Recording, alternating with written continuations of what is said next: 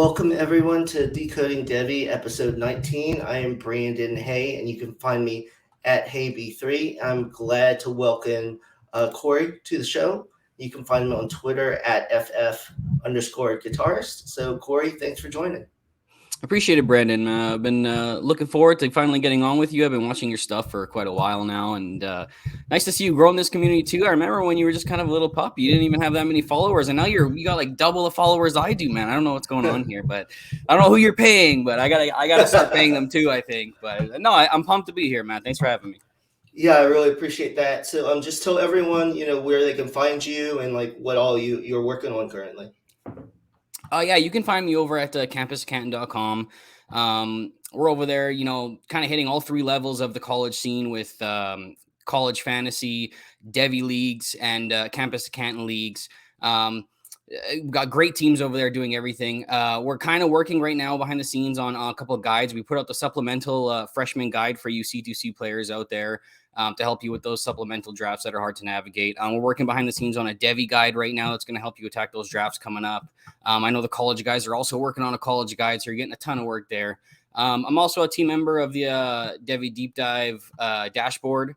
Really great guy there, Brandon Lejeune. I've loved working with him. Been with him for a couple of years now. We're constantly just putting out videos and stuff. We just released top buys and sells, or not sells is still coming out, but top buys for the year for Devy. 6 players you can maybe get at a value right now that we kind of expect to climb. So head over to YouTube and look up the Devy Deep Dive YouTube channel, and you can find me there. Yeah, I will second that because I'm a part of that community also, and it's great. It's just a small. I don't remember how much it actually is, but it's a small amount, and you get the great, Slack with asking all the questions, not only just Devy but NFL wise, and then all the videos and everything, all the film breakdowns and all the rankings. It's great, so I would recommend trying to get a part of that community. I think all you guys do a great job with that. So. I want to do this the week of the NFL draft. I finally finished up all my rankings, so I wanted to have you on here because you're someone I respect also. I'm glad to have you on with the rankings and everything. We've had really good discussions before. You've helped me out, on the film evaluation before. So, can kind of release those. But before we start that, when you rank the prospects by position, what strategy do you really use? I know different people do use different things. Some think, how talented they are right now, what they could do just, on the field right today, maybe the most potential. I know I talked to Colin, and he put someone number 1 because he thought that they would have the best overall career. So what kind of strategy do you use for your rankings? Yeah, to be honest, I don't want it to sound like a cop-out answer either, but I'm kind of all over the place. And really, I kind of go with a tier-based attack right now. So, like in my top tier, we're looking at even a guy like Garrett Wilson and Treylon Burks being at the top, right? And this is kind of like having the safety in a guy like Garrett Wilson, who I think is probably ready to get on the field in day one. Or you're looking at a guy with upside like Treylon Burks, who, despite the testing, I don't care, we'll get into that after. I think he has a ton of upside, but he's incredibly raw. So you kind of have to judge how much risk you're willing to take. Kind of comes down to assessing the roster, your roster as well. And that's why I kind of put them into tiers. So you kind of have that option to either go, am I going to go safe or am I going to go risky here? Am I solid enough at the position to take a riskier upside shot? Do I need someone to fill that spot ASAP to really complete this contending roster? So really in the top to mid-ish area, I kind of have a mix of both in those tiers. But the deeper I get, I'm typically shooting for upside. Sometimes maybe a guy I just really liked on film, something I kind of have somebody I have an attachment to or whatever. But once you really start getting to the third round of those rookie drafts, it's really a crapshoot, and you're really ranking on fantasy value, guys who are you're going to see start for your team, or you want to shoot for guys who are going to develop into guys who can do that. I mean, a guy who sits on a roster forever but never puts up crazy numbers and never starts for you isn't going to do you any good. So, I do take what the NFL says very seriously too. When players are trending, when guys in the industry like Daniel Jeremiah or whoever are talking about guys that are rising in the draft, guys we didn't expect, and where the NFL's trending at positions, guys like separation artists at wide receiver, quarterbacks with multiple tools, So those change my idea for ranking as well, where I'm trying to figure out the guys who the NFL want as well, and the ones who are going to take the guys highly. So I take all these things into account when I rank, and yeah, I have to adjust my process as it goes. Definitely, yeah. So, when you do your rankings, you're doing it based solely on fantasy value. Is that how you do it? Yeah, generally, I'm generally thinking. Sometimes I have a hard time separating it because I do think there's guys who can be really good on the NFL level. So maybe as the lower you go, I might. But at the top, I'm solely thinking of fantasy. Definitely, yeah. I guess most of my rankings are very similar in that I kind of look how they would relate into the NFL, but most of those, if you rank them highly, they're going to be good fantasy players too. Mm-hmm. So I think it kind of goes in hand in hand. I guess the one position that'll be a little different is tight end because and we'll talk about that. You like a couple guys that look are more on the receiving side than necessarily great blockers, but to get on the field as tight end, you have to be a good blocker. So there's some that I might rate a little higher than that. So yeah, we kind of talked about this pre-show. Want to get your opinion. This is truly a Malik Willis / Jalen Hurts question.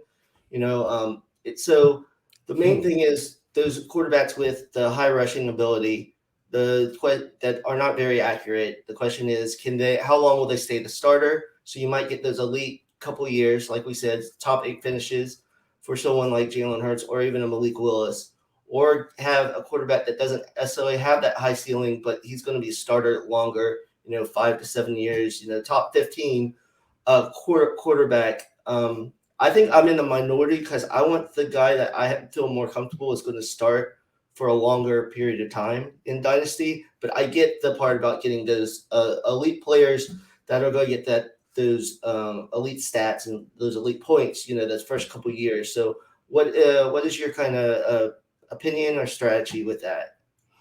I mean, I think you always want the longer lasting asset, regardless. That's what you're always shooting for. But I think, a lot of the time that's what you're hoping for when you rank guys highly or whatever, anyways. Like, is it a foregone conclusion that a guy like Jalen Hurts is done after 2 or 3 years? I know his value is kind of shaky right now, but who knows? Maybe we could see a 3-year leap from him. I don't know. I'm not banking on that just yet, but I'm not ready to only call him a 2 to 3 year guy.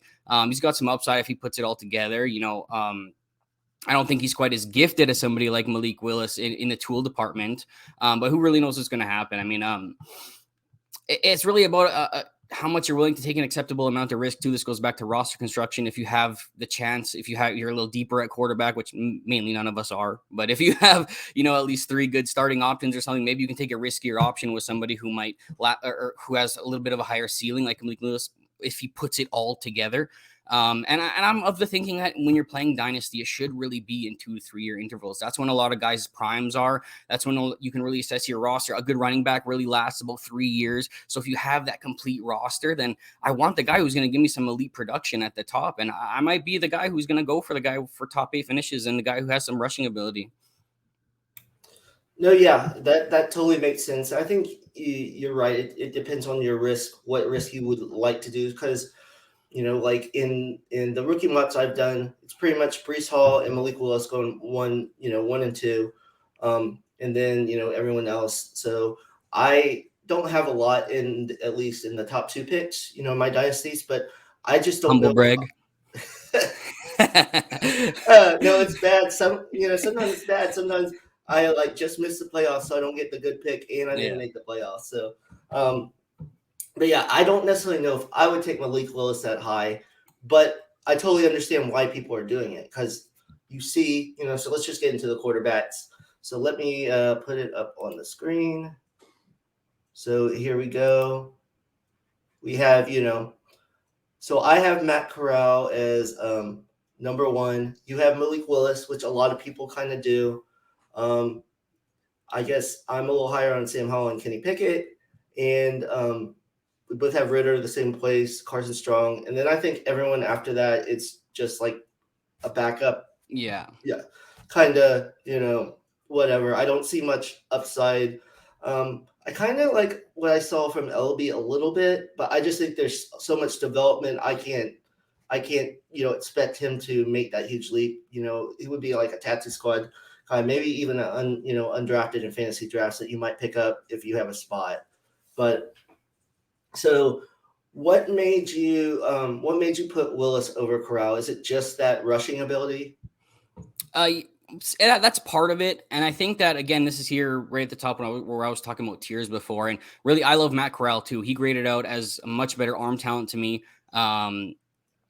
Willis is almost like my riskier upside shot, and Matt Corral's the guy I'm going to take if I'm kind of feeling safe. I mean, let's be honest, like Malik is far from a perfect prospect. Played lower level of competition, struggled against tougher teams. There was even a bad things that, like in my notes, a guy who's a little bit skittish in the pocket, tends to back up. Like, I don't know if you're a Madden guy or if you play Madden, but you always play those kind of guys who, when they're waiting for a receiver to be open, they just back up. They consistently back up. They have no pocket presence whatsoever. Sometimes I found that in Malik Willis's tape, and he just backed up and took like major sacks. Like his team was like near the bottom of the college rankings in sacks allowed and stuff like that. So, I mean, like he makes some bonehead decisions. He's got some messy turnovers, but I mean, that's the bad, right? There's a lot to like here too. The dynamic rushing ability, like we talked about it, he really has the best package of rushing ability out of this entire top half right here. Almost went for 1,000 yards past 2 seasons, including all the yardage from all the lost sacks. Had PFF's highest rushing grade for non-quarterbacks. Forced the second most missed tackles in the country with 86, which is only 3 less than Kenneth Walker, which is just like, so he's elusive. He has his dynamic rushing ability. He's got the powerful arm that can kind of make throws. Even though he's inconsistent, he has the arm. So he has these tools, right? And this is what the NFL is really trending towards. I mean, like we were talking about before, I wasn't a big fan of Jalen Hurts. I wasn't even that big of a fan of Lamar Jackson coming out. He wasn't even that great of a passer, but they brought these tools that the NFL wanted to mold. They become, viable starters in fantasy. Lamar's even a superstar right now. I mean, even Trey Lance last year, was he an elite prospect? He kind of came out of nowhere, played in a super low level of competition, only had the 1 year of starting, but he had those tools that like the NFL really wanted, right? Teams are tailoring their offenses to these guys now, like Malik Willis. So it's kind of a little bit of an easier transition, hopefully, for these guys. And by all accounts, he's headed for an early first-round pick. So, I mean, I take that seriously. He's going to get a lot of rope in the NFL to kind of learn, mold those tools he has. And honestly, if he goes that high, especially if he goes top 10, I really think that you'd be doing yourself a disservice not to consider him as your first quarterback coming off the board. I agree with that. I'm glad you brought up a lot of those points, a lot of things I saw in his game. And I'll be the first, I'm not a huge Malik Willis fan, but there are throws every game that I totally get why he's this, potential, elite, possible player. Like even the Syracuse game where they lost, there's 3 throws where he threw like complete dimes, like deep down the field. He has that. And when everyone was talking about, how he looked, during the Senior Bowl and then on his pro day. And that's the thing. I know he's going to do that because he's a physically gifted athlete. He has the arm, in shorts. He's going to be able to throw it like 70 yards and do all that. My thing was always what he does in the game. I think sometimes, like you said, his pocket for a running mobile quarterback, his pocket presence is not very good. And also, he has trouble with reads sometimes. But all these quarterbacks kind of probably going to have that. So I can't really hold that against him. But if he does go top 10, like you were talking, are you worried that a team is going to rush him in there if they pick, because obviously he's picked in the top 10, those teams aren't good. That's my worry. I would like him to go somewhere where he doesn't necessarily have to play right away. I worry if he gets pushed in there, he's not going to be able to develop, if it's something like a Lamar situation where he plays near the end of the first season, I think that would be fine. But if he starts opening day, that's where I would worry that he would kind of, maybe, his development wouldn't be there. And some of those quarterbacks that started early, they never really recovered from, those bad starts. Yeah, I think ideally you kind of would hope that he would be able to sit behind someone good, or a good veteran that could teach him the ropes, teach him how to practice properly, teach him how to build his game up properly, especially in the passing game, or find himself as a passer. But I also am a strong believer in learning on the field is kind of the best way. And as long as you're a team that is ready to take its lumps, You're not like expecting him to come out and put you in the playoffs right away. You'll tailor your offense towards him and his strengths, playing out of the shotgun more, playing where you move him out of the pocket, out of structure, giving him one half of the field reads for the first little bit. Like Lamar in the beginning. I mean, even Lamar is still developing as a passer. He's still taking time to kind of come out of his shell around there right now. So, I think I'd be okay if he's starting day one, because I would hope that the team has it in their mind that they're doing those things, that they're tailoring the offense and all that. But I'm kind of like you. I'd like to see him more learn behind a nice veteran, learn to practice properly, learn to hone his craft properly, and then maybe halfway through the year, if the team is still stinking it up, why not get him in there and just let him do what he can do? Yeah, and I also, some people had, earlier in the year were talking about him being the next Lamar, or he's the next Michael Vick. I don't think he's that type of player. I do think he really reminds me a lot of Vince Young, in how he kind of runs, and I think he could be successful even if he's not a great passer, because Vince Young had those first couple of years where, he could just run the ball a little bit. They could run the ball. He could pass well enough, and kind of manufacture wins that way. Mm-hmm. So I think if he does start early, like you're saying, I don't think he would be necessarily a total train wreck.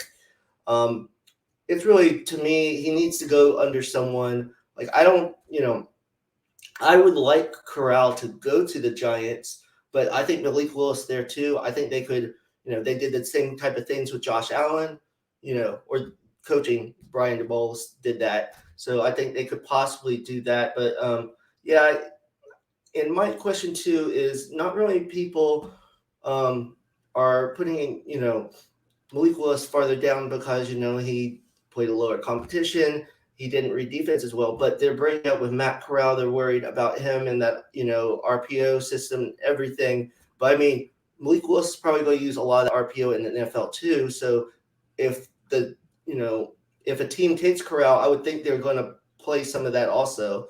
It's just interesting to me that Corral seems to have fallen so far. Maybe it's just a smokescreen by all these NFL teams, but I haven't really heard much about him leading up to the draft.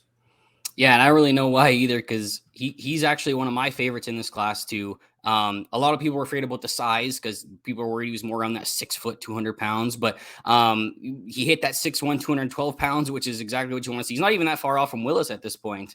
But that was mainly what a lot of people were afraid of. He checks those production boxes you want to see, or over 3,800 yards the past 2 years, over 30 touchdowns in each of the past 2 years too. People want to point to those interceptions. He was kind of a gunslinger a lot earlier in his career too, right? He kind of had that shaky year 2020 where he threw a lot of interceptions, like 14 interceptions, like 5 or 6 in one game at a time. He had that tendency to play a lot of hero ball, unfortunately, but it was actually pretty crazy, 6-5 interceptions. But again, 14 interceptions, and 2 of them came in 2 games where he was losing and just trying to find a way to win. He really corrected that going into like this year, played a lot smarter ball, protected the football. I think he only threw 5 interceptions through the whole season. Maybe he wasn't as flashy as his 2020 season, but I still think he was lights out. I think he has the best arm talent in this class. He can make those off-platform throws that everybody's in love with right now. He can make plays on the move. He can throw with pinpoint accuracy, something that Willis doesn't always have the best thing, or doesn't always do the best. He's got a rocket arm too for his size. He plays with that moxie, I love his like attitude. My running comp for him, like almost all off season, has kind of been a 2.0, so better 2.0 SEC version of Zach Wilson. Because Zach Wilson kind of did those things last year too, moving off and tossing it all over the place, kind of played in that RPO system too. So I kind of see some similarities there with the natural arm talent. And like you said, there's going to be that offensive transition. I think he barely ran any 3 or 5 step drops. He wasn't a guy taking the ball under center. It's all RPO. It's all quick read. Sometimes it's only reading half the field. So, I mean, there's going to be some transition, but like you said, these teams are starting to incorporate a lot more college offenses into the NFL because it makes the transition easier for a lot of these guys too, and they're expecting these guys to play a lot earlier than they ever played for before. And the draft stock actually, like from what I've been hearing, seems to be trending in his favor a little bit. Some of the draft podcasts I've been listening to, like Daniel Jeremiah is a guy I always listen to. He was just mentioning how he's climbing up to second on the board. Josh Norris too. He was saying that he wouldn't be surprised if Matt Corral's actually the first quarterback taken. So I'm not even totally out on him being the first quarterback taken if there's enough people that see some negatives in Malik Willis's game. But I really do think that he's going to be a first round dynasty pick after this draft, and probably a mid one at that point. So yeah, before we get into the other quarterbacks, how many quarterbacks do you expect or do you think are going to go in that first round? I know it's been this year. I think it's been so crazy all over the board. Some people think only 2. Some people think there's 4 or 5. I mean, I could see that many, but I just really cannot get a read on how they feel about, I guess Kenny Pickett has been pretty high on like the Saints board. So we can talk about him later, but how many do you think will really go in the first round? Yeah, that's a tough one. I got to study like the draft order more, but again, everybody can move around and do whatever.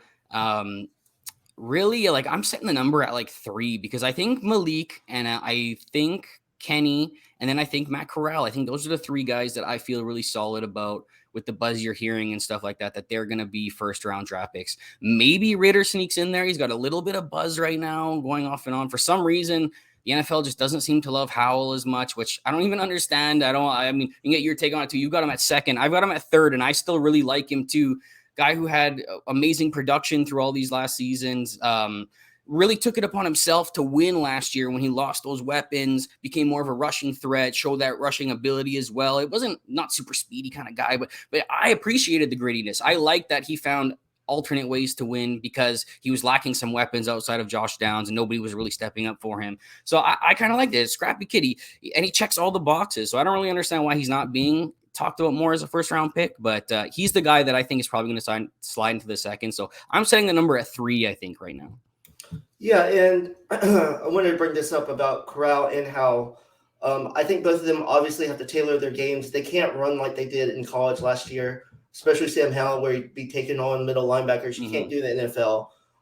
And Corral, I think he just needs to get down more because you saw mid-season when he started getting more injured, he wasn't as productive and efficient. So he's one, that both of them.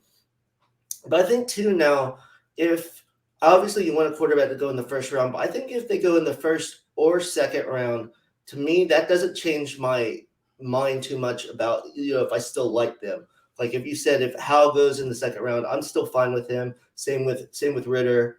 At first I did not like Ritter, but I watched some tape and there's a lot of things I like about what he can do. I think a lot of the things that he struggles with, consistency, and accuracy, I think it's more of his feet and kind of that, technique. So I think if he gets with a good quarterback coach, he could fix that. And like you said, with the running ability and everything, I think someone's going to fall in love with him. And I could see him sneaking into late first round or going early in the second.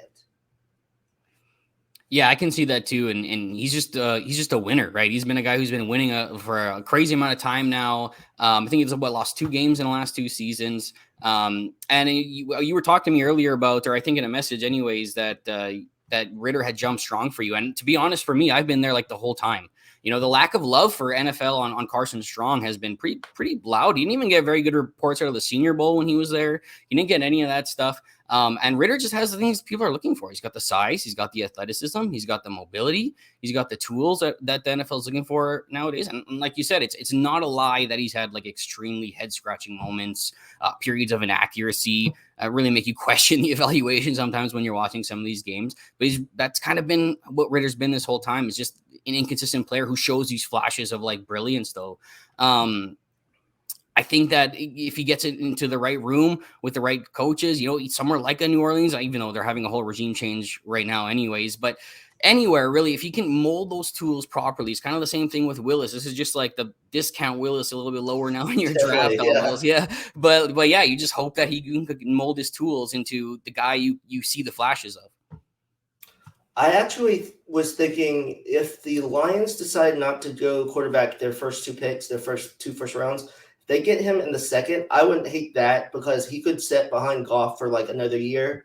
Mm-hmm. And then, he's kind of like that tough, gritty player that they're like they're trying to mold their team around. So I would not hate that. And with the Carson Strong, I've been a Carson Strong fan this last year, mostly because I got him in a lot of C2C leagues. So he helped me a lot there.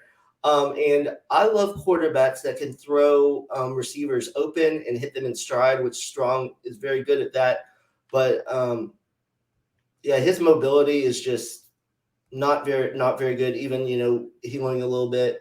And yeah, there seems to be no hype. It's not, I thought it might be kind of a Matt Jones situation where, a guy that's not very, run heavy, that he might start creeping up, but we've not heard anything like that. So he might even drop to the third round, which would be worrisome depending on, what team he goes to. Yeah, and for me, Carson Strong right there in my rankings, that's kind of the line that I cut right there, where almost guys that I'm even willing to consider in Dynasty. I do like Zappy a little bit, really moxie kid who tied the NCAA record for touchdowns, I think, last year, playing at Western Kentucky in that high octane offense. Played behind one of the best offensive lines in the whole class too, or in all of college actually. So yeah, I really like that kid too. I think he might be a backup somewhere, but right at Carson Strong's kind of where I kind of cut it off too. And I do like Carson a little bit as well. Showed a ridiculous arm on tape. Rifling those balls in 25, 30 yards down the field into tight ass windows. Like, I'm sure you've seen the clips. We've all seen the clips. And quick release. He's mechanically very sound. He's a pure pocket quarterback, but you can't escape the kind of statuesque thing that he is now in the pocket. This guy who minus 305 yards rushing in his entire college career, with all the sacks he's taken. Occasionally, I noticed he would lock onto his receiver, and he just took way too many sacks because of that lack of mobility. And it could be because of the knee injury, surgically repaired knee that people are kind of pointing towards. There hasn't been much to come out about it. A lot of people were looking for those medicals to see if something was going to come out about that knee. Everything looks okay for now, but it's really hampered his ability to be mobile in the pocket. Definitely. And even if that knee's getting better, you're always going to worry about, just one hit kind of taking him back. And, the NFL teams are going to worry about that. And I mean, we've seen, it's kind of like Brady's not overly mobile, but he's like amazing at, moving in the pocket and everything like that. So what you're really asking for Carson Strong to make it NFL is like be perfect of maneuvering in the pocket. And I think that's just a lot to ask, where these other quarterbacks have more room for error because they can run.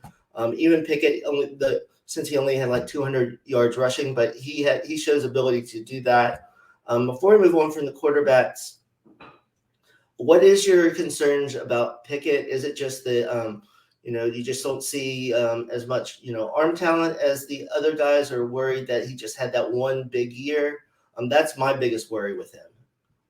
Yeah, I think this is a guy who, well, I think he never threw for over 100 yards in any year. Never threw over 13 touchdowns in any year. He had 24 interceptions to 38 touchdowns, all up until this last final year. And then all of a sudden he blows up and he just like has this amazing year, 4,000 yards, throws more touchdowns than he ever threw in his career. And you kind of wonder, you're like, what exactly happened? Was Jordan Addison a big part of that?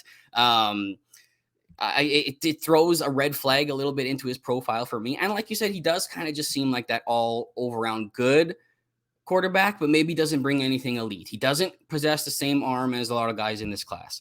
He tested decently as a rusher. He kind of had a little bit of that ability. Everybody has seen the fake slide. I'm sure that kind of got banned in the NCAA last year. 4.73 40-yard dash, 75th percentile, which isn't too bad. 3.3-inch vert, throws the ball well. The hands are a little small as well. I mean, everybody's talked about that. So you kind of wonder how he's going to do in maybe a cold weather situation or wet ball situation, although he hasn't really struggled to this point, I guess.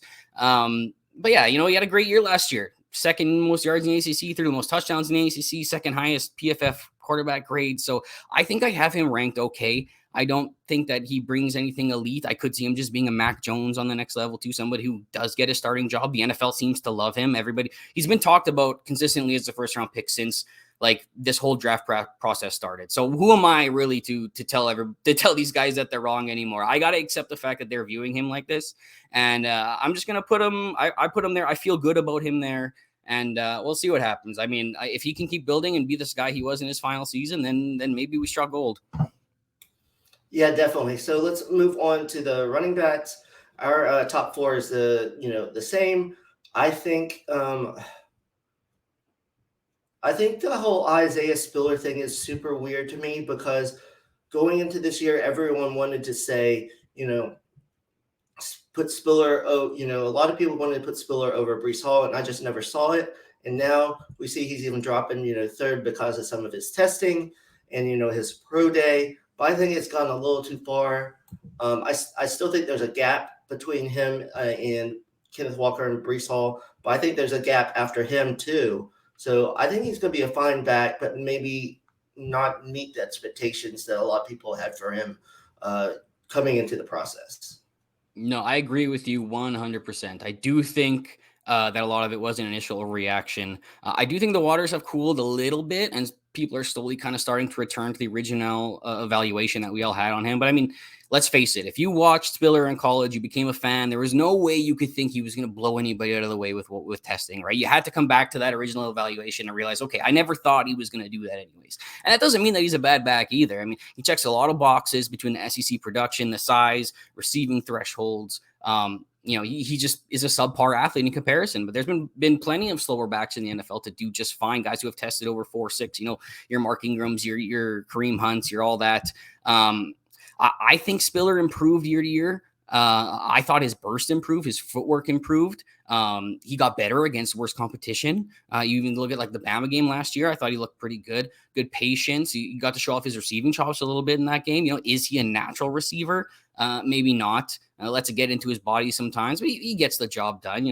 I don't think at the end of the day that Spiller should be outside of your top three.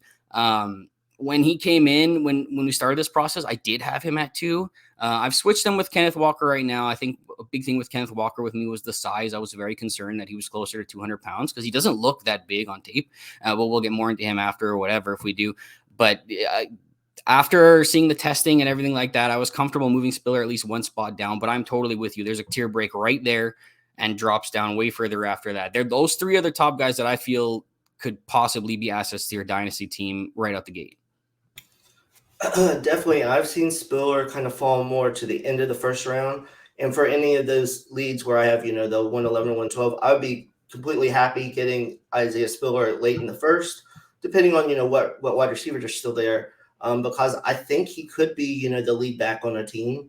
And I think he's, good enough in pass pro, and he can receive it out of the backfield. One thing with him, what I saw was just the consistency. He wasn't always there. Like sometimes he would carry like 2 defenders 10 yards. Then sometimes he'd get like tripped up, in the backfield. Just need to see more consistency, a little upright sometimes, work on that a little bit. But I mean, I think you see a lot, I think he could, if he gets all that fixed, he could, with his size, he could be, very good. He might drop to the 3rd round. I wouldn't. That's another thing. How many running backs do you expect to go rounds 1 through 3? Oh, man, that's a tough question. I mean, we'll get into some of these other guys later, but there has been some good buzz about some of the Georgia backs. The guys that we have ranking at the top a little bit, Jerome Ford, Rashad White, that the NFL does not seem to be buzzing about them as much. I wouldn't be surprised if they're day 3 picks. You're maybe looking at Brian Robinson as a day 2 pick, but within these first 2 days, the only guys I'm banking on are those 3, especially with the devalue of the running backs lately. I do think that in the 3rd, we might see like a pickup, maybe once those 3 gone, people start getting a little bit nervous, and maybe you see somebody go for a Zamir White or a James Cook, who NFL seems to have ranked super highly for some reason. So right now I'm just banking on those 3. Yeah, and I know kind of analytics have looked at, if you're outside the first 3 rounds, it's not the hit rate on running backs. But I do wonder if we need to shift that maybe to include the 4th round now, since they are devaluing running backs, and they're not going first round most likely. So it kind of cuts a round out. So kind of like a Michael Carter last year, he went early in the 4th. So I think at least maybe that first half of that 4th round might show a couple more hits than in the past. So you brought it up. So the 2 Georgia backs, are you just kind of higher on them because they're getting the most buzz of the NFL, or are there things that you see that you really like in their game above some of the other running backs? I mean, that's part of it too. I said that I do include that in my process as well. But I mean, I'll start by clarifying that I am a Georgia's Bulldogs fan. I'm not a hardcore like a lot of other people. I'm from Canada. I just chose a team and attached myself to them. Okay, this was like during Nick Chubb's freshman season. That's when I really attached myself to them, and I've just been a fan ever since. So maybe sometimes I am looking at it through black and red glasses sometimes, but I mean, even starting with Zamir, he's obviously a little bit higher for me than you. I mean, really, it's a crapshoot after the top 3 or so. But I really enjoyed watching him kind of fight back from the back-to-back ACL injuries. I mean, if you look at his tape as a junior, he just wasn't very dynamic after losing those first 2 years to the ACLs. You could tell that he wasn't trusting his knees. He was more of like a straight line runner. Didn't show a lot of burst. There was just a lot of hesitation in his running style. So I was really disappointed after that. I didn't think he was ever going to return. But then if you watch it this last year, I saw a lot of lateral improvement throughout his senior year. He wasn't going to be the kind of guy who was going to string together a bunch of moves, but he had really nice adjustments at the line of scrimmage, showed some sharp cuts, got away from guys, good instincts to find his hole, pick up additional yardage, bounce off of tacklers. And really that's kind of a big thing to me personally is those 0 to 5 yard gains and deciphering the line early at the line of scrimmage, because that's majority of what your NFL career is going to be, is being able to consistently pick up 3 to 4 yards, 5 yards, be able to read the line and find your hole. Breaking big runs is fun. Seeing those guys break huge runs, that's fun. But that doesn't always happen. You need to be able to pick up those short chunks. And if I'm a coach and I can trust you to pick up 4 yards every carry, I'm going to give you the ball every time because I'm going to get first downs and get a touchdown, right? But I know that it doesn't always necessarily work that way. But this is one of the things I really liked with Zamir was the way he dissected at the line of scrimmage. He showcased the contact balance, ran through a good amount of arm tackles, and surprising testing at the combine, the low 4.4 speed. So he checks the box with size. He has crazy pedigree. He was the number 1 ranked high school recruit in his class, which was, I don't even remember at this point, 2018 or 2017. I don't even know. Whatever he came out. So he was the number 1 guy. He has that crazy pedigree. I think a lot of people are going to be looking at him, especially from Georgia, got a lot of national attention being the national champions. And at the end of the day, I really just think he's a fun story to root for. I expect him to continue to look better the further he is away from those ACLs. You look at like Nick Chubb, who had that gruesome knee injury, and nobody ever really thought he was going to return. Even he had questions coming into the combine, but he's consistently gotten better year after year after year. And I think that that's because you start to trust your knee more. It gets better. Everybody kind of recovers at different times. So I kind of think he has that. I expect him to continue to get better at the next level as well. And yeah, like you said, the NFL buzz. I see a lot of people talking about him in things. And I also see a lot of people talking about James Cook, who I was like completely off of when I first came into this thing. There's a lot of things that I don't do. I don't do under 200-pound backs. I don't do backs that are just that I purely see as change of pace guys catching the ball.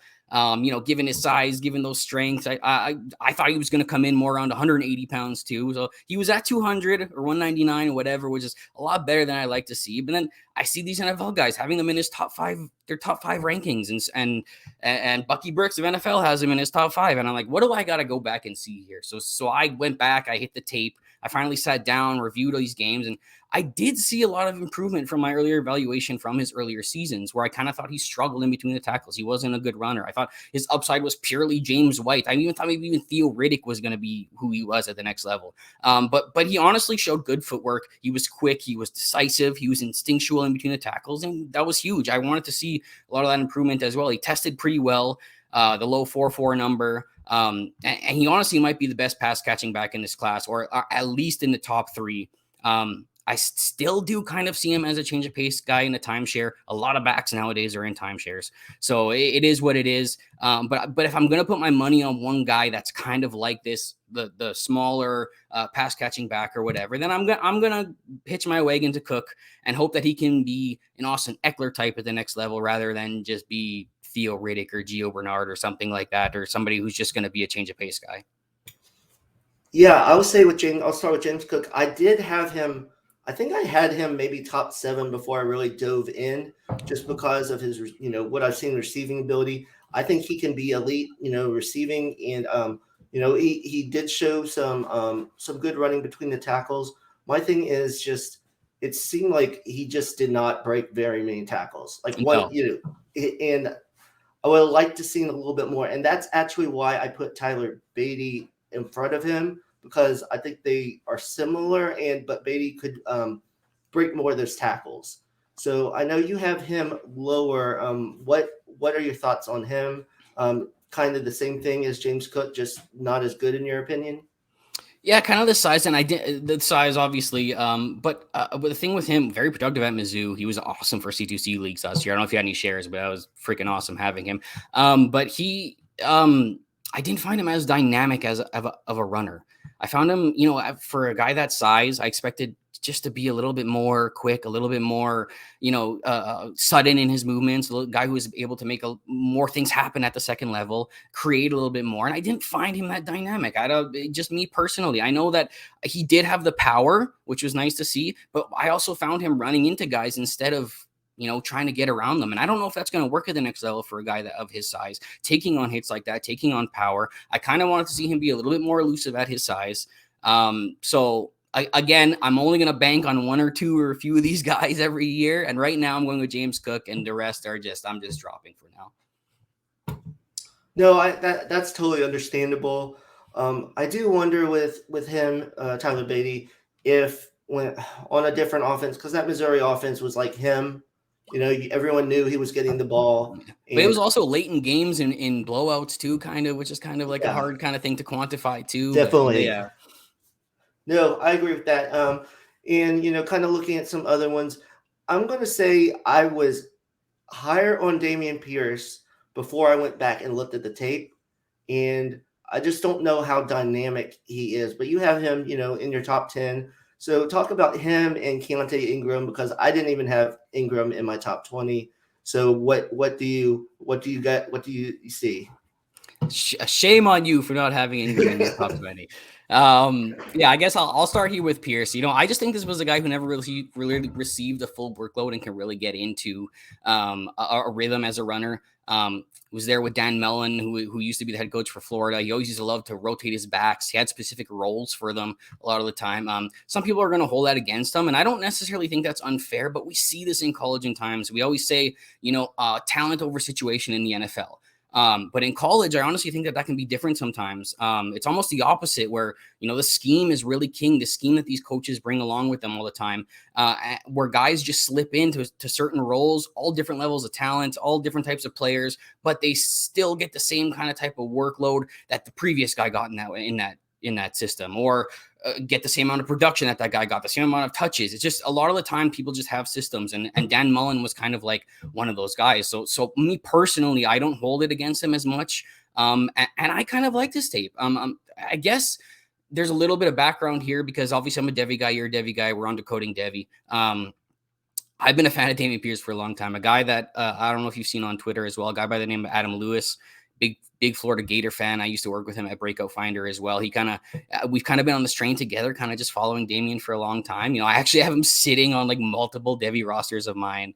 And it's been I thought he was good for dead, but I was happy to see that the NFL kind of like is starting to like him. So I have a couple shares from his freshman and sophomore season.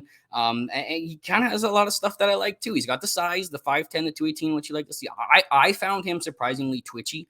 Kind of had that lateral agility. I didn't think he was he was kind of like in that mold of C8 Clyde Edwards-Helaire, who was like a little like kind of a shifty little ping pong. Didn't really have that extra gear, nimble on his feet, and he brings a little more size to it as well. And I kind of found that he had that power too that a guy like CH didn't have. You got that thick lower half, has those big legs that kind of churned for extra yards and bounce off tacklers. So it was a guy who averaged over 3.5 yards per carry in all 4 of his years at Florida. He's got some elusiveness too. I mean, this is a guy who was forced almost 40 missed tackles on 87 attempts last year. So, I mean, almost half the time he's forcing a missed tackle on his runs. And he earned PFF's #1 rushing grade out of everybody in the country. And so that was really made me have to go back and look at this year too. And I was pretty impressed by what I saw. I mean, he's kind of missing that high end speed that you like to see, or the production profile that you like to see. So I'm going to understand that why analytic guys aren't going to really be big on him. But I mean, the NFL's been buzzing about him ever since the process started. Sounds like he's got a chance to end up with some pretty good capital. So I'm kind of latching on board here. And then with Keontae Ingram, another guy that I've kind of been following for a long time. And again, I wouldn't say that like number 10 and 9 are like super high for rankings in this class. Kind of not the greatest class as well, but these are just a couple guys that I like to. I've been following him since his freshman days at Texas. Kind of had like a turbulent career up and down, but he had a really sneaky good season last year. A lot of people don't really watch those Pac-12 games, stay up late for them.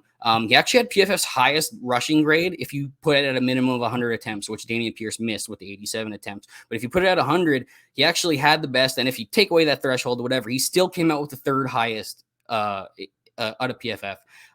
He was 15th in yards after contact in the nation. He had 31 yards over, or 31 runs over 10 yards, which was 10th in the class. He averaged almost 6 yards per carry last year. I mean, he had a pretty good year for the Trojans last year, and it was kind of under the radar for a lot of people. That had kind of pushed them for dead after his lost years at Texas. I think he's a dynamic runner, great vision off the line. He does kind of that bait, or he baits defenders into holes, presses the line really well, and is quick enough to find the cutback lane and get out of there. Deception is the name of the game, and he's able to quickly kind of like identify those cutback lanes and play out of structure. Everyone kind of harps on him. There's this one bad drop he had against Texas. I don't know if you've seen it. Against LSU when he was playing at Texas, dropped in the end zone. Everybody thinks he's a bad pass catcher now, but I honestly think he has really natural hands. I've posted a bunch of clips. If you go search my name on Twitter and Keontae Ingram, you'll find a bunch of stuff. I've been following this guy for years. I think he's a great pass catcher as well. Made a bunch of plays in his time at Texas. The main issue with his career has just been the inconsistency. He does display a lot of the things that I'm talking about. But he also had the moment like when he dropped the touchdown. He's also had moments where he fumbled like 4 times in 6 games or 3 times in 6 games during his sophomore season. And a lot of it come down to nagging injuries too, where it kind of plagued him through his career at Texas. And I think he only played like 6 games in that sophomore season I was talking about, which pretty much paved the way for Bijan to take over, which eventually led to his transfer and yada, yada. So, and then we're looking at how the NFL is valuing him. And he got the Shrine Bowl invite instead of a Senior Bowl invite. So that's already kind of telling you things are kind of going a certain way for him. It might be looking more like a day 3 pick. So I was hoping for a little bit more with him, but I think it's going to be an uphill battle for him to have some life in the NFL. But he's a guy I'm rooting for. He's a guy I think has 3-down skill set. Might have to go back and look, taking your word for that. But I will say with Dameon Pierce, people have shown the clips during the Senior Bowl in the Pass Pro, like just he's very good in that. He was taking people to the ground, so that's going to be another positive. It'll be interesting if he could maybe get in the 4th round. That could be good for him. But I kind of put on the sheet. It seems like there's a lot of receiving type backs in this one. Part of a committee. I would really like to see Tyler Goodson in a more dynamic offense. I thought he looked very elite when he ran angle routes at Iowa. I mean, he would always blow by linebackers. Their offense is just so vanilla, and I would like to see him on that. And I was actually very pleasantly surprised with Ty Chandler, especially with the 40 he ran, and I thought he looked pretty good in North Carolina, and he looks like he could be dynamic out of the backfield. Like we said, pretty much after the top 3, my 4 through 14, I could see like Zamir White being 4. I could see Jerome Ford being 14. I think it's pretty interchangeable. But before we move on from running backs, you put it on Twitter. Let's talk about Pierre Strong. And okay. And everyone's been talking him up. A lot of people say in sleeper and like in the CTC space, they're like, he's like the one guy you probably want to, in your rookie drafts or whatever. So I watched the tape and I didn't see much to be excited about. So I want to get your opinion of what you think about him. Yeah, for a long time, I'm not even going to lie, I didn't even pay this kid any attention in NFL circles, to be honest. I was not giving him much attention. And then I started seeing all this buzz creeping up and some guys locking him into a top 5 position. I mean, some of the guys at Devy Dashboard that you frequent in as well, the chat there, very high on him. And I'm like, you guys really like this guy this much? And they're like, yeah, RB4, RB5. I'm like, hey, I got to go back and watch. So I did the exact same thing. I went and watched about 4 or 5 games of him. And I just didn't find him to be a particularly particularly dynamic runner. I mean, he has some good burst off the line. He has the speed to make those house calls, but like I barely saw him creating yards for himself at the second level. He wasn't very elusive in the open field. There was times where he's running straight at a guy, and I'm like waiting for him to like make a move and juke him out of his shoes or something like that. And he just like runs right into him or like bounces off of him and gets to keep going. But like, why don't you try to make that guy miss or something like that? You know, he really struggled to avoid tacklers at the second level. I found he was kind of a guy who just ran everything straight forward, was good at following his blockers, using some speed in the open field. But even that 4.3 number, you pointed out on Twitter too, there was times I saw him getting caught from our 4.340 number I'm talking about. There was times I saw him get caught from behind as well. And I didn't think that 4.3 number necessarily showed on tape all the time. Just overall, like I wasn't that impressed by this guy. He didn't seem any more like an average day three back to me to a UDFA priority free agent. He just kind of has some interesting athletic traits that I think kind of popped on a lot of people's radar. Was used as a decent weapon as a receiver, so I guess there's some upside there. But I mean, low level of competition, right at the bare minimum for the size threshold you want to see. I think everybody is kind of really just trying to find the next Elijah Mitchell after last year, which is a truly rare case, especially for backs of that size. And I really think backs of that size get a little more wiggle room with a guy like Shanahan, who's willing to play these guys. And not everybody in the NFL is going to be willing to play them like Shanahan did. So I think it's going to take special circumstances to work out for him. Yeah, definitely. I think the speed thing, I did not see that kind of speed that he showed on his 40 on tape very often. I agree with what you're saying. A lot of like, if you open up holes, yeah, he can do it, but he didn't look overly, elusive. And for someone that's coming from that kind of competition, I need to see like him dominate more that type of competition. And kind of with like Malik Willis, you see those like mouth dropping like plays. And while I was watching Pierre Strong, I just didn't really see. I just saw a guy that could outrun some people he's probably better than, but I didn't see a lot of skill to at least keep him. He might very well get drafted, but I didn't see what the hype that everyone's been talking about.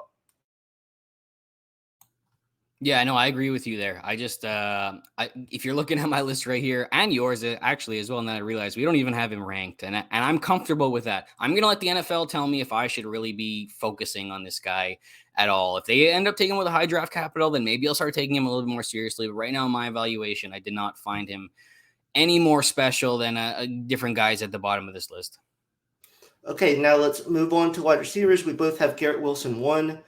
We're still standing strong with Treylon Burks at 2. We're not like everyone else dropping him for, when he's been this same player. He's been the same player this whole time. Yeah. We knew his weaknesses. I mean, route running and everything. But part of that, I don't all blame that on him because I think the way Arkansas's talent was, they just had to get him the ball in whatever situations, to create yards. So it was a lot of, behind the line stuff, a lot of short stuff because they haven't had the best quarterbacks. But against Texas A&M, he burnt, one of their corners on that go route. I think he's really good getting a release. He is, has great hands in contested catches. People talk about Drake London, but Treylon Burks is right up there, I think. So yeah, no really. I've kind of made this known. I'm not a huge Drake London fan, but I still think he's a good player. I just would like the other 5 I have in front of him. But depending on where he gets drafted situation, I could clearly see me putting him over Dotson based on that. Because they're different types of receivers, but I could see London making that way. And London could very well make it higher. I just don't see him having the high ceiling that other people do. I think short to intermediate, he's really good. He's a really good route runner. He's able to body off defenders and get separation there. It's just down the field. That's why I just kind of wonder his if more teams kind of play closer to him than the Pac-12 did, will he get as much of that yard after the catch and everything? But I totally see that. We're right there with Jameson Williams and Chris Olave. I think they are very close for me, both of them. They're kind of interchangeable for myself, and then you just have Dotson one spot low. We have Pickens, same spot. I think we both probably have the same concerns with him, injuries, and then is he going to put out the effort every play and become more of a dominant receiver? And then you have this is kind of where we both really start to differ. You have Mechie up next. Mm-hmm. So tell me like what you really like about Mechie. Is it partially, the kind of the Bama bump, because those wide receivers of Bama seem to go kind of high in the draft, or what exactly do you really like about Mechie?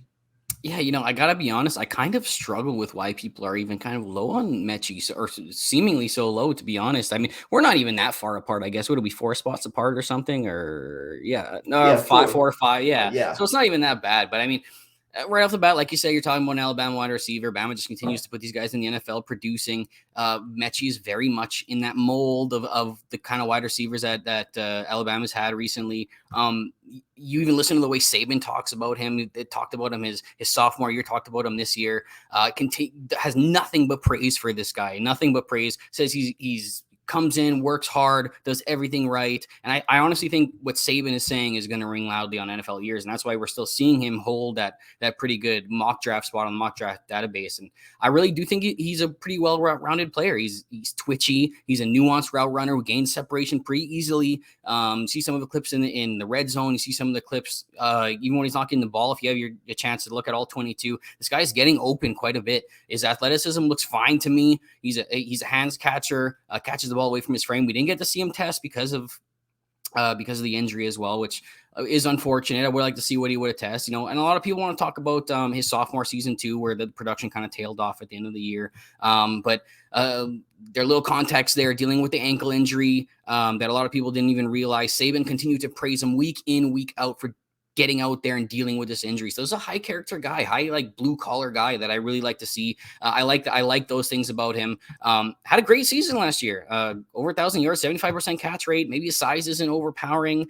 He's probably destined for an inside role at the next level, but I still think he can be productive for your team. Like we said, once you're passing, like, I don't know, like the point where we're getting very different there, right at about 7, you can really see any of these guys kind of move all around the board at this point. This is kind of the RB3 spot on the running back side where like anything kind of change after this. So I wouldn't be surprised to see him move around or whatever, but I just think that he can be pretty productive at the next level. Maybe he can be like if Sterling Shepard would have been healthy and actually given us a full season at one point, like maybe he can be that kind of guy, that slot receiver on the next level who gets a lot of catches and is really productive for your team. Yeah, a lot of things you're saying is kind of why I'm kind of high on Jahan Dotson. Just to get him in the slot, discount Dotson. Yeah, because I think the NFL really is moving to, they want to get you in space. They want people that separate, make it easier on quarterbacks. So those kind of players, obviously, London and Pickens, outside guys, more physical guys. Let's now talk about someone that I don't see the hype either. We're pretty close on a ranking on Christian Watson. I watched his tape, and it's obviously better than how I feel about Pierre Strong. But I've done some mocks where Christian Watson is going like the 4th wide receiver in the first round. And I'm like, that's fine. I'll take that. And then I've been able to get Dotson in the 2nd round because of that. And I'll take that all day. Sell Watson, they used him in some runs. To me, it just looked like they just sent him deep, and if he was faster than the defender, he'd be wide open. He struggles, with technique, catching the ball sometimes.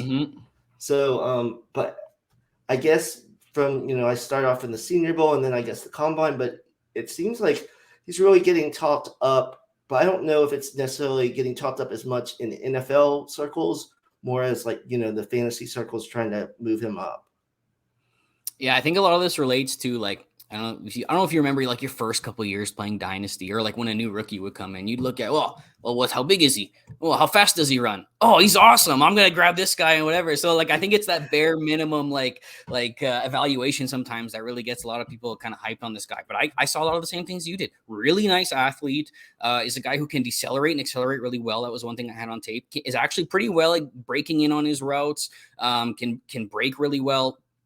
Shows off his vertical as well, a guy who can jump and attack the ball. So I see those kind of tools that people are talking about, but this guy is just so much more raw than a lot of people are willing to talk about.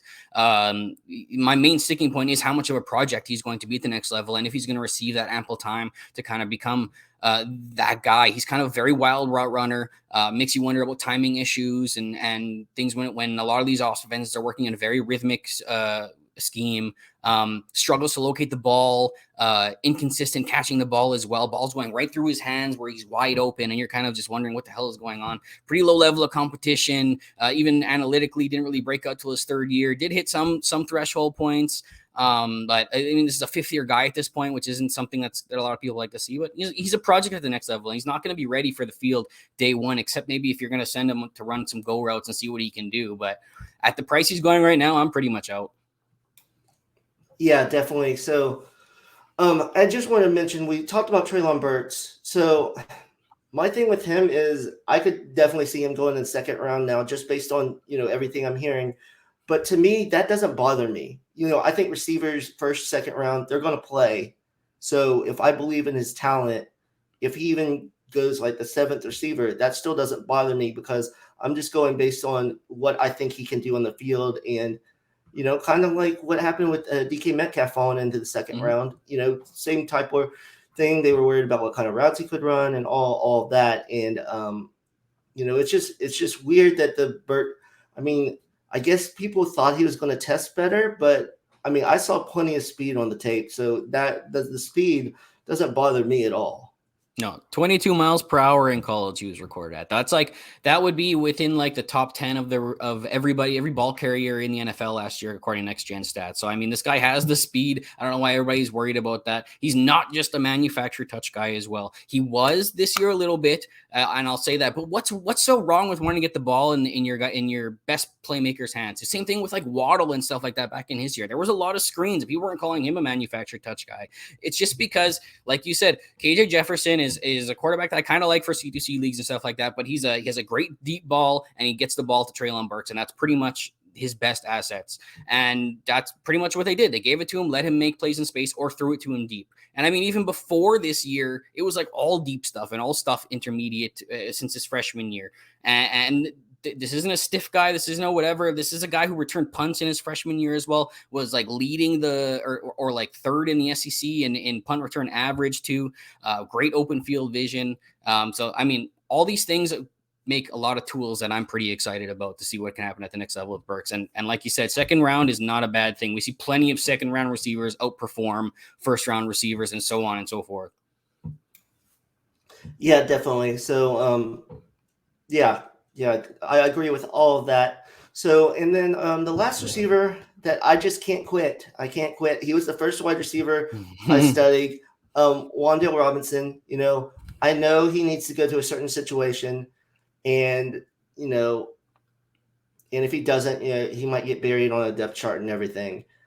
I did the same thing with Rondale last year. Do you see a similar type situation where just if he goes to a team that is not super creative, he's just not going to get, it's just, you can't just throw like two 2-yard passes to him. You got to move him around and do those type of things. And that's my only worry with him is, I think he did more down the field than Rondale in college, but I think Rondale's the better athlete. So, what are your thoughts on Wan'Dale at the next level? Yeah, like Wan'Dale kind of reminded me of, which is a guy that I'm a little higher on than you, probably for size reasons mostly, which was Khalil Shakir, a guy that I thought did a lot of the same things that Wan'Dale did. Both were very sudden in their routes. Both were very versatile, plays out of the backfield, jet sweeps, being used as a gadget guy, being used down the field a little bit more too. But the thing that really hurts me with him is that size. I mean, he was listed at 5'10" forever, and I was a lot more in at that point. He was closer. I think he was even closer to like 190 or listed at 185 or something like that. 5'10", 185, I think was his listing. And he came in at 5'8" and under 180 pounds. Well, like right there is a big red flag for me. I don't think there's been many NFL receivers who have been successful at that size.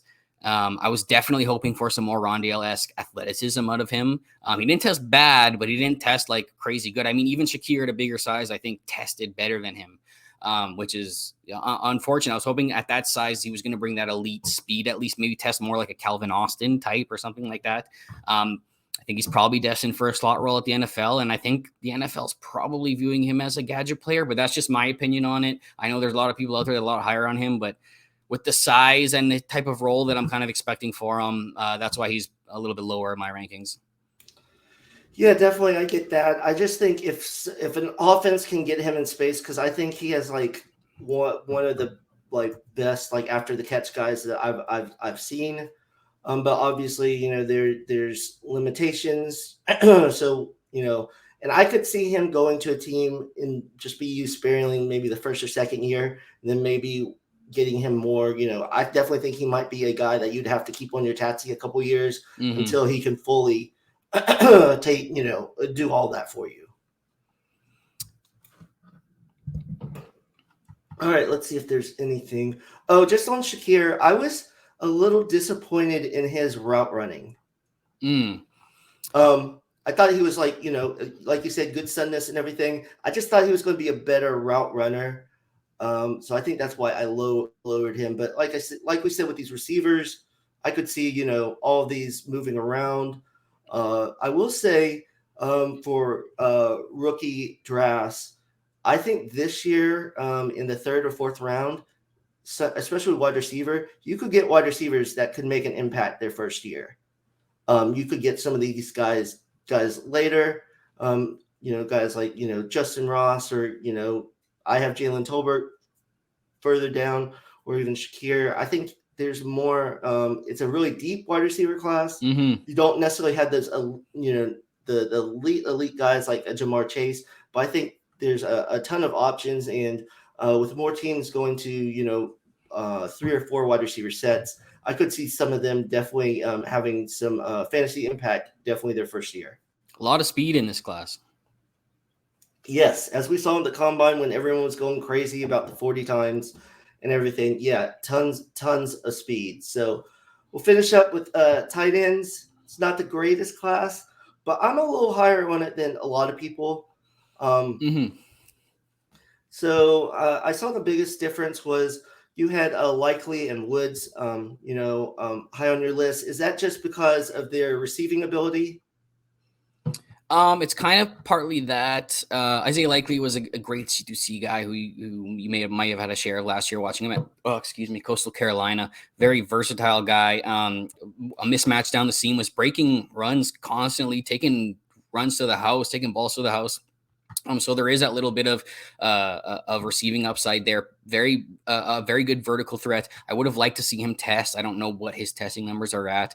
He's a little bit small for the tight end position, I guess, at 6'4". It's not a great class overall, but he is a guy that I think showed a lot of ability to be translatable at the next level, especially as a vertical weapon. And Jelani Woods, I mean, this is all just upside for me. And I mean, that's really what we're looking for at the tight end position is kind of these guys with high end athleticism who are going to maybe become top 12 tight ends, who really doesn't take much to do that. But I mean, we're looking at guys kind of like even like a Logan Thomas or a Darren Waller, who were converted quarterbacks like Jelani was, who took a little bit of time to learn the position, or not all converted quarterbacks. Waller was a wide receiver. He converted from wide receiver, but still took time to learn the position.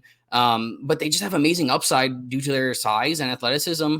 I think Jelani fits that to a T. He even graded out as a pretty decent blocker, had the number 1 RAS score in for all tight ends, I'm pretty sure, ranked as number 1 in like the history of RAS, and which is, take it with a grain of salt, I guess, because I'm pretty sure the last guy was Sammy Reyes, who's with Washington right now, was drafted last year or 2 years ago. That hasn't really gone on the field yet. Still some upside there. We have no idea what's going to happen there. We'll see what happens. But that's really what it comes down to for me with Jelani. He's like a freight train pretty much. He grabs the ball running through dudes. He has the speed and power that's just hard to break down, but he is kind of just like a lumbering giant out there that's not running the crispest routes, not doing the most technical things, but there's just a lot of upside there, and that's what I'm buying into with Jelani. No, I can totally see that with Likely. My comparison to him is kind of like how the Titans use Jonnu Smith. Like they just move him around, put him in the backfield, just get him in space because he's such a good athlete. I will say he's not a great blocker, but to me, he's a willing blocker. Like he tries to block. So if they fix that technique a little bit, I think he could, be, an average blocker. And I think my biggest thing for tight ends is, at least this year, is I think some of these that I have in the top are like really good blockers, so they get on the field. And as long as you're on the field at the tight end position, I think that's half the battle, at least for fantasy production. Kind of like Pat Fryermuth last year, he was a really good blocker, and then he started getting on the field more, got some touchdowns, then they trusted him more. And I think two things for Dulcich and Ruckert that are good is they lined up in the slot quite a bit this year. Ruckert 40%, Dulcich 36%. So that shows a little more versatility, where Trey McBride lined up 70% of the time in line. And I do wonder about Trey McBride and his, not getting that many touchdowns. If I remember right, Colorado State ran the ball a lot down near the goal line. I don't know how much Colorado State you watched last year. Their offense wasn't dynamic, but I mean, he was always open, their highest target. He has good hands, and he's a ferocious blocker. So that's one thing I definitely like from the tight end position. And another guy, once I watched the tape, I really like Cade Otton. He was obviously disappointing this year, but that whole Washington offense was a mess this past year. And he doesn't have a ton of production, but Washington hasn't necessarily thrown to the tight end a ton the last 4 years. In 2020, the tight ends only had 25 targets, and in 2018, only 50 targets when he was a freshman. But I just want to get your opinion, at least on Otton and Ruckert. And, are we thinking that Trey McBride might go maybe day 2, and then these other tight ends are going to go much later, or do you see, a couple maybe going on day 2? Yeah, I think Trey McBride's probably your most complete package here with the receiving ability and the blocking. If there's one guy I'm going to bet on to go near the top of the draft in day 2 or high day 3 or whatever, by the time somebody takes tight end, it's going to be Trey McBride. I know Greg Dulcich is getting some buzz out there too. Horrendous blocker though. Really graded out poorly as well at PFF. Had like one of the lowest grades like in the class, like 29. Like it was so low, but I mean, he's converted wide receiver. That's really what you're going to expect from him. He's a great weapon there. Who did you ask me about? Ruckert as well. Ruckert, very interesting guy. Didn't really get a lot of the play time there at OSU. Wanted to see a little bit more from him. Spent 40% of the slaps in 2021, which is something you like to see, that versatility. Graded out as a pretty good blocker as well. So that's what you like to see. And I think the other guy you said was Otton. Was that who you're talking about? Yeah, I was talking about Otton. Yeah, again, just I don't think you're crazy to be super infatuated with him. I mean, tight ends are kind of a crapshoot this year, so who am I really to say who you're crazy or not? He's been a good player for Washington. Gets asked to block a lot for them though in their offense. Wasn't really gotten the ball a lot, especially this past year. Washington's had some success putting tight ends in the NFL though, so maybe he could be that next guy in line. He's kind of been a forgotten man, especially this past year where he missed a lot of time as well. So it's a shame we couldn't get any testing on him or anything like that. But yeah, he's a pretty good player, pretty good all around player. One of these guys who maybe are like a George Kittle or something like that, who blocked for most of his career and can maybe be more of a receiving weapon at the next level. He's shown some spurts of that, which is really nice to see. So I don't think it's totally crazy to have him that high. Yeah, and the last thing I've seen, like especially in tight end premium mocks, rookie mocks I've been a part of, Trey McBride going somewhere late in the first. And to be totally honest, I don't see Trey McBride that big of a hit to get him that high. So I'm fine in the 3rd or 4th round getting like an Otton or a Ruckert or even, any of these tight ends, because I think they could be just as productive as McBride, and you're getting them, 2 rounds later. So this would definitely be one year I'm not going to be in a hurry to draft a tight end in my rookie drafts. Yeah, I'll be honest. I completely shun the tight end position in rookie drafts, in Devy, in just about everything. I just attack it at the NFL level, except for C2C where you're just looking for production. So I'm just looking for those guys who are productive, which aren't always the guys who make it to the NFL. But I'm pretty much shunning it. I'm grabbing these guys at the next level. I mean, guys that we never expected to even be the top guys, like Mark Andrews was like a 3rd round pick. Darren Waller was a wide receiver. George Kittle was a blocking tight end in the 5th. These guys we aren't expecting to be huge, and then all of a sudden they become huge at the NFL level. And there's a lot of guys that pop up as well that you don't need to take like one in Devy or something like that, or one necessarily in a rookie draft that you can try to trade for or something at the next level as well. So I'm pretty off on investing in them. A lot of the time they spend time on your roster and just have to stew away there and hope something happens outside of like maybe the top guys. But then even you got guys like Noah Fant, who's really how helpful has he been? And he was like the best tight end in generations, or Evan Ingram and stuff like that. So it's really a crapshoot to me, and I'm letting it happen and then attacking once I see it happen. Definitely, yeah. I've learned to not go as high on Devy tight ends because after his freshman year, I think I did a couple startups and I picked up Eric Gilbert, and it's been quite a roller coaster ride. It Hey, looks that like might be bouncing back. That might be bouncing back, but I know especially in tight end premium leagues, some people like reach on tight ends. I would much rather get the more skilled, wide receivers, running backs, quarterbacks, and then like you said, you can find a tight end. Because it's not that hard to be a top 12 tight end usually week to week. You just need someone that's going to catch a touchdown. You kind of can, roll the dice. One thing I'll say, you said there's some players that you're rooting for. One player I'm really rooting for is Cole Turner. I know, he's not very high. He was pretty much on, because I had Carson Strong on a lot of my C2C leagues. He actually, Strong and him helped me get the championship in the program on the college side. So, I mean, he's limited, it's weird. He has a big body, but like sometimes he can be really physical. And then sometimes he looks very weak, like corners will push him down when he tries to block them. His routes are pretty limited. If it's not a seam or a fade in the end zone, that's pretty much what they did. So a lot of work with him, but he's another one. Probably won't even need to be drafted in rookie drafts, but someone I'll try to probably pick up free agency and, put on a taxi squad to see, because he's just such a huge body and, a team might like to use him in the red zone. I think a lot of these guys are kind of like that, Not a great class.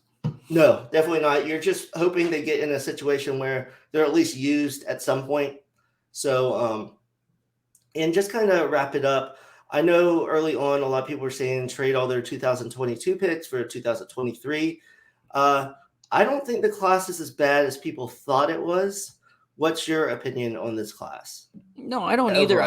I think that there's some guys here with legit tools that could develop, like even a guy like Rachaad White, or a guy like Dameon Pierce, if we actually get to a guy like Ingram that I really like, or a guy like George Pickens, who's a value right now, who was like my wide receiver 1 like 2 years ago in this class, and maybe even some part of last year before he tore his ACL. Like there's a lot of value to be found here in guys who have the tools to become really helpful for your dynasty teams. And I think there's quite a bit of value here because there's a lot to shake out still. Like your draft picks might become even more valuable when guys start going places you didn't expect them to go, like maybe a Zamir White, or maybe a James Cook, or maybe a Wan'Dale Robinson, or a David Bell, who's falling, could become a nice value again if he gets drafted in the 3rd or 2nd round or something. So I really do think that there's some nice value here, and NFL teams aren't just looking at this and thinking this is a horrible class, we should just pass it on. They're planning roles for these guys. They're planning for these guys to come in and be legitimate contributors for their team, and they're looking for ways to use them. So I'm never fully off of a class like some people are talking. I do think that 2023 right now has some nice pieces at the top end right now, and that's really one thing that's drawing a lot of people to that class. But after that, I mean, the depth is great in this class, and I think there's value to be found. We're picking apart the 23 class right now. We're finding every freaking body that's going to be available for that right now, that there's not going to be any value in that class to find. This is like your 1 year to find it. Yeah, definitely, because I think there's going to be this year too. It's going to be so interesting, once we see the draft and then in rookie drafts, because I have no idea what will happen. Because usually, like last year, we pretty much knew the 5 quarterbacks in like especially super flex leagues were going to go very early. But now, even if all these quarterbacks go 1st and 2nd round, I could see a couple of them falling in the 2nd round, and then that kind of there's so much varied opinion on the wide receivers. Some obviously have George Pickens number 1 still. So I think it's going to be very interesting in everything. So. Have you already started to kind of look at your Devy rankings moving forward, taking all these players out? Yeah, I definitely have. We've got some updated rankings over at Campus to Canton to see. The Devy dashboard is also updating their rankings. That's not more of a set thing. It's kind of like our top 100 interesting players that we're really interested in right now. But Campus to Canton has our rankings all locked in. We've got freshmen included and stuff like that too. So I'm constantly moving them. I think my last update was maybe like last month or something like that. So I'm moving along here. I'm trying to figure out where guys are going to fit in and listening to the spring games and stuff. So where are you at with that process? Yeah, I've just finished this rookie, so I've done some the last two shows I've talked about spring games. So I'm going to kind of I just ranked 100 last year, so I think I'm going to go deeper. Does anything that's happening in the spring games really affect your rankings, or is it maybe if someone's tied and you see that they might have a bigger role, or what do you really get from these spring games? Yeah, I think it's hard with veterans sometimes, especially guys who get pulled out of games. Guys are expected to have a bigger role and stuff like that. So it's hard to really get sometimes the starting positions. Where I really take away from it is maybe a transfer like Cameron Ward this year, seeing how he does with the first team offense. Maybe a transfer like Spencer Rattler, how is he fitting in? A transfer like Jackson Dart, who didn't have the greatest game with Ole Miss. Or I like to see the freshman guy like Javante Barnes for Oklahoma right now, getting a lot of run with the first team and the second team, which is freshmen. I like to see that they're getting big roles, being trusted by the staff to really run some, to do some bigger roles, and being trusted with more touches and stuff like that. But there's really nothing you're going to gain from your Bryce Youngs and your CJ Strouds and your stuff like that, and the starting wide receivers and stuff like that. There's nothing really to gain from there. And even when they're holding guys out, it's hard to even depict what's the depth chart's going to be right now. Yeah, definitely, and it all depends on how the spring games are structured because sometimes they split up players, so you can't really tell who's on the first team or whatever. And I do think once all these spring games are done, we're going to see another big push of all these transfers for players that are further down on the depth chart and everything. So that's definitely going to be interesting. So, so that's it for the show for the rookie rankings. Cory, thanks for coming on. And us talking about these rankings. We actually, there were more alike than I thought there would be. So, I knew that Drake London was going to be a little different because you left my side on the Drake London thing and are on the pro Drake London side. I think I'm alone on that island now. I was there last year, but he did impress me with some of the things he did this year. He answered a lot of the questions that I had running out of the slot last year. So, he did climb for me, and NFL seems to freaking love this guy. So, yeah, definitely. And even though I'm not super high on him, I do think he improved a lot from last year. So I'll say that too. But so Cory you're at Campus Canton, and I'll put a link too for the Devy deep dive or anything there. So anyone that watches the video can check that out. So thanks guys for watching, and make sure to subscribe to the IDP Guys channel. Also subscribe to the website or get the rookie guide. We have offensive and defensive profiles. I did I think 12 of the offensive profiles. So we'll be back with some more spring game information next week. And thanks for listening.